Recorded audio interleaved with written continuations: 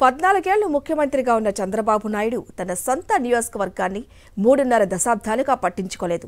2019లో జగన్మోహన్ రెడ్డి ముఖ్యమంత్రి అయిన తర్వాతనే కుప్పానికి మహర్దశ పట్టిందంటున్నారు స్థానికులు.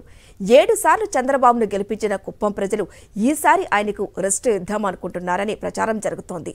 కుప్పం చరిత్రలోనే ఎన్నడూ లేనంతటి అభివృద్ధి చేసిన వైఎస్ఆర్ కాంగ్రెస్ పార్టీని ఈసారి గెలిపిస్తామని కుప్పం ప్రజలు ముక్త కంఠంతో అంటున్నారు.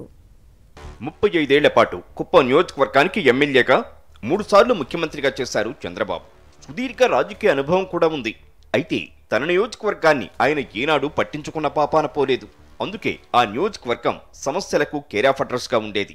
2019 ఎన్నికల్లో వైఎస్ఆర్ కాంగ్రెస్ ప్రభుత్వం వచ్చింది. తనకు అన్ని నియోజకవర్గాలు సమానమే అన్న జగన్మోహన్ రెడ్డి పులివెందుల తరహాలోనే తన రాజకీయ ప్రత్యర్థి ప్రాతినిధ్యం వహించే కుప్పం నియోజకవర్గానికి కూడా అంతే ప్రాధాన్యత ఇచ్చారు. కేవలం 4.5 ఏళ్ల పాలనలోనే కుప్పాన్ని మున్సిపాలిటీని చేశారు. రెవెన్యూ డివిజన్గా మార్చారు. డిఎస్సీని నియమించారు. గ్రామ సచివాలయాలతో నియోజకవర్గంలో ప్రతి ఇంటికి పాలనను చేరువ చేశారు. సంక్షేమ పథకాలు, అభివృద్ధి ఫలాలు పార్టీలు కులమతాలకు అతీతంగా అర్హులైన ప్రతి ఒక్కరికి అందించారు. అభివృద్ధికి ప్రత్యేక నిధులు కేటాయించారు. చూస్తుండగానే కుప్పం ప్రగతి పదంలో పరుగులు పెడుతోంది. ఈ కుప్పం నియోజకవర్గంలో మున్సిపాలిటీని ఒకటి ప్రపోజ్ చేసి తీసుకొచ్చాం. సపరేట్గా దానికి 66 కోట్ల నిధిని శాంక్షన్ చేపించి ఆ వర్కులు మేము ఈరోజు చేయగలుగుతున్నాం. ఒక రెవెన్యూ డివిజన్ని ఇక్కడ డీకేటీ భూములు విపరీతంగా ఎక్కువ ఉంటాయి. అడవి భూములు, డీకేటీ భూములు. వారికి ఏదైనా సమస్య వస్తే ఇక్కడ నుంచి మదనపల్లికి వెళ్ళి మదనపల్లిలో ఆ ఇష్యూ సార్ట్అవుట్ చేసుకోవాలంటే వాళ్ళకు 1-2 రోజులు టైం వేస్ట్ అయ్యేది.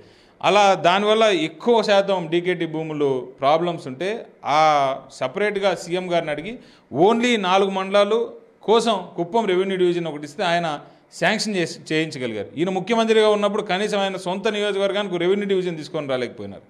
ఒక డిఎస్పీ జోన్ ఒకటి మేము ఇక్కడ తీసుకురాగలిగినాం.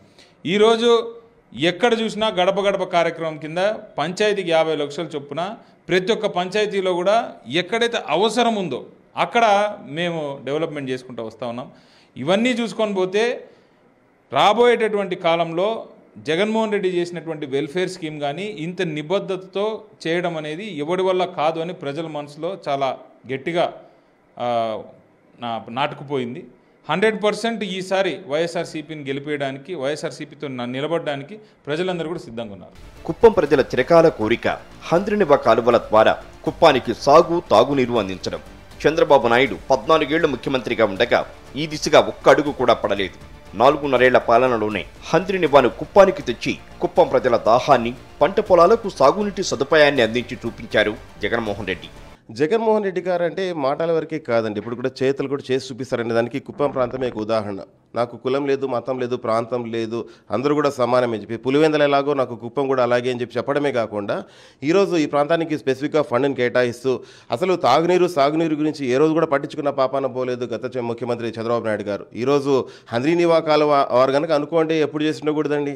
ఈరోజు జగన్మోహన్ రెడ్డి గారు అధికారం చేపట్టిన తర్వాత ఒక 4 ఏళ్ల కాలంలో మాకు ఈరోజు చక్కగా నీరు వస్తుంది. ప్రజలందరూ కూడా అంటే ముఖ్యంగా విద్య, వైద్య, వ్యవసాయం, గ్రామ స్వరాజ్యం, మహిళా సాధికారత, సామాజిక న్యాయం ఎలా తీసుకున్నా కూడా వైఎస్ఆర్సీపీ చేసినంత నభూతో నా భవిష్యత్ ఎప్పుడు కూడా ఎవరు కూడా చేయలేరని చెప్పి నేనైతే భావిస్తున్నాను.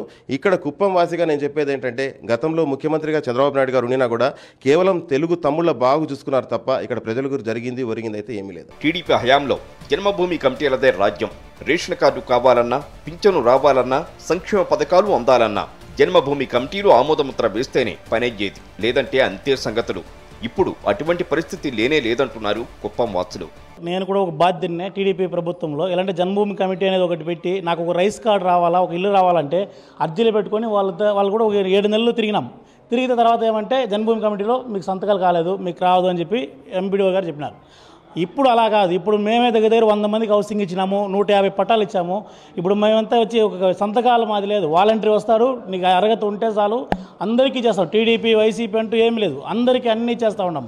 నెక్స్ట్ వస్తే ఇప్పుడు కుప్పం డెవలప్మెంట్ గురించి వస్తే మున్సిపాలిటీ పెట్టినారు. మున్సిపాలిటీ వల్ల ఇప్పుడు ఎంత అన్ని సౌకర్యాలు అంటే మనకు ఇంతకుముందు బర్త్ సర్టిఫికేట్ కావాలంటే గవర్నమెంట్ హాస్పిటల్కి పోయి అక్కడ వెయిట్ చేయాలి. ఇప్పుడు మున్సిపాలిటీలో మనకు బర్త్ సర్టిఫికేట్ ఇక్కడ డెలివరీ అయినారంటే ఇక్కడే ఇచ్చేస్తున్నారు. Next RDO office late register అయిన బర్త్ సర్టిఫికేట్ కానీ డెత్ సర్టిఫికేట్ కానీ మదనపల్లి, పొలంనేరు తిరిగేస్తూ ఉంటాయి. ఇప్పుడు ఏమంటే ఇక్కడ అప్లై పెట్టుకుంటే 2 డేస్లో ఆర్డీఓ ఆఫీస్ ద్వారా మనకు పని అయిపోతూ ఉన్నాయి. కుప్పం తలరాత మారిపోయింది. కళ్ల ముందరే నియోజకవర్గానికి రాజయోగం పట్టింది. తమ జీవితాల్లో మార్పులు తెచ్చిన వైఎస్ఆర్ కాంగ్రెస్ ప్రభుత్వాన్ని కుప్పం ప్రజలు మెచ్చుకుంటున్నారు. ఏనాడు తమను పట్టించుకోని చంద్రబాబు నాయుడికి ఇక సెలవిచ్చేస్తామంటున్నారు వారు. బహుశా జనం మూడ్ని గమనించడం వల్లనే కావచ్చు చంద్రబాబు సతీమణి భువనేశ్వరి ఈసారికి బాబుకు రెస్ట్ ఇద్దామని వ్యాఖ్యానించారు. మరోవైపు చంద్రబాబు నాయుడు ఏ నియోజకవర్గానికి ట్రాన్స్ఫర్ అవ్వాలా అని చూసుకుంటున్నారు.